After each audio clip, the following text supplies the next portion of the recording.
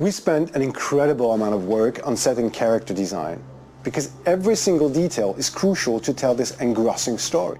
The sets and characters are very diverse, and the story stretches over 15 years.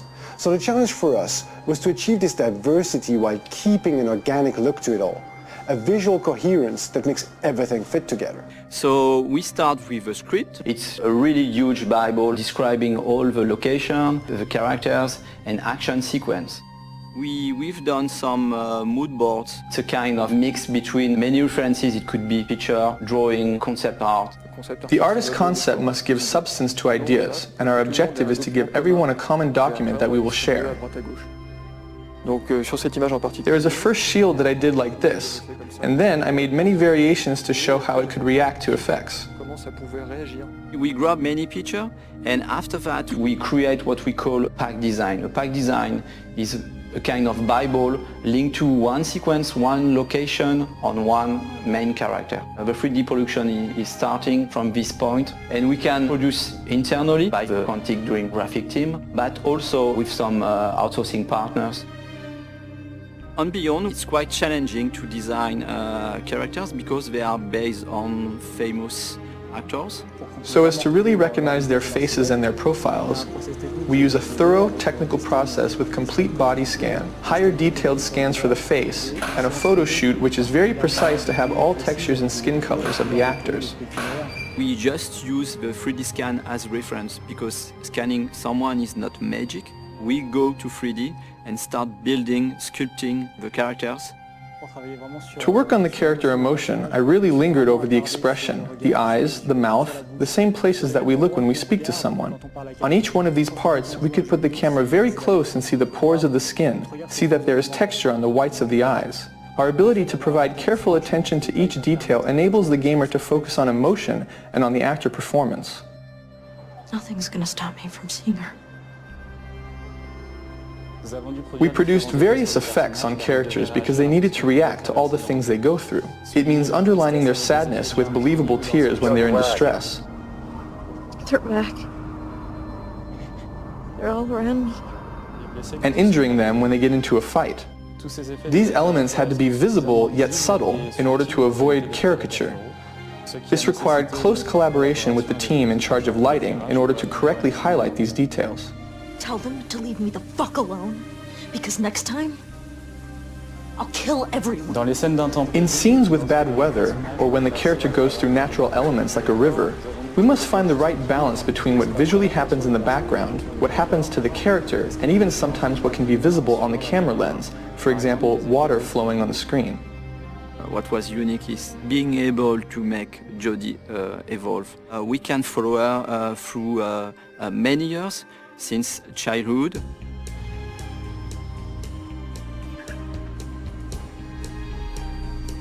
We built close to 70 version of Jodie. She experiences so many moments that we could make her character very distinctive according to the period of her life. We have to propose a particular and different emotion through each version of Jodie. So we spend many time with the artist's concept and fashion designer to dress, to see how we could change the haircuts of an actor to make him younger or older in a consistent way. One of the main challenges was to make Jodie look younger. We had very few references, and it was very delicate work because we didn't know if we were getting it right. When we put the trailer online, Ellen came back to us and told us her mother had recognized her at the age of 9. That's the best compliment we can receive as character artists. Hello, Jodie. Come in. In Beyond, we follow mainly Jodie and also our close relation, for instance, Dawkins. I thought it would be a good idea for us to have a little chat, get to know each other a little better. We can see him growing and reaching maturity. He begins as a laboratory scientist and he finishes by directing a whole department. We wanted to give him a paternalistic side with Jodie, and at the end, an authoritarian aspect. There are more than 300 characters in the game. Once we created a digital double like the one of Ellen or Willem, if others are not as good, we will see it immediately. So there was a considerable effort to bring all the characters of the game at the same level than the main characters. لك حظ كاستي حياتي لن أنسى فعلك هذا أبدا. The highlight of Beyond was to go through an epic journey with Jodie spanning 80 different set pieces. It's slightly different from Heavy Rain. We have a much more huge palette of scene and environments. It could be a Navarro desert, tiny rooms, huge complex.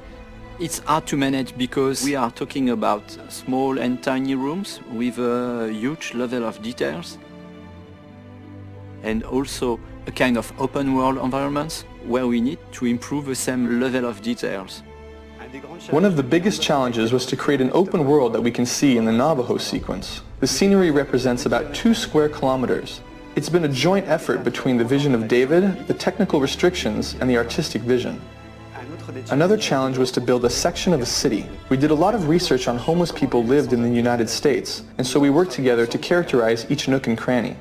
I guess we pushed on both our engine and the capabilities of the PS3. We also make the sequence changing according to the weather. We moved from a sunny Navajo set to a completely snow-covered homeless set. We can find ourselves in atmospheres totally different, but inside the same sequence. We moved from a daytime environment to a sunset and nighttime environment. This is the same sequence, the same street, but a totally different atmosphere. The set is rarely in the same state when we begin the sequence and we finish it.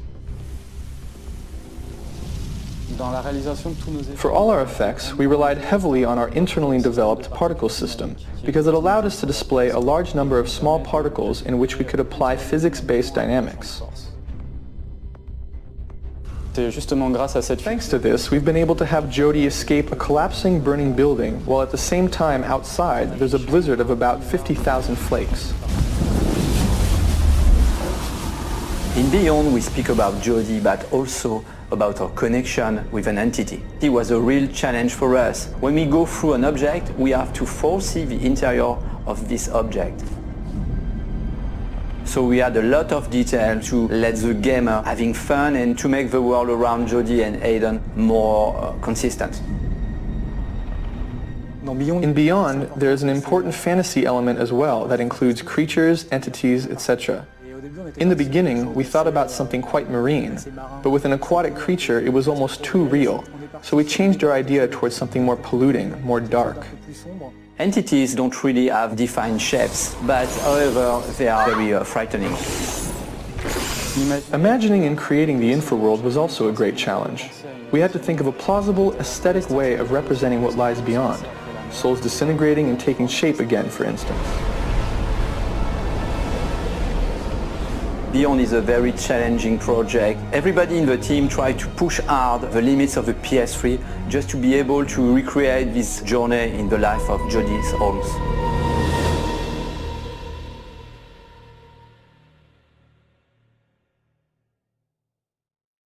PlayStation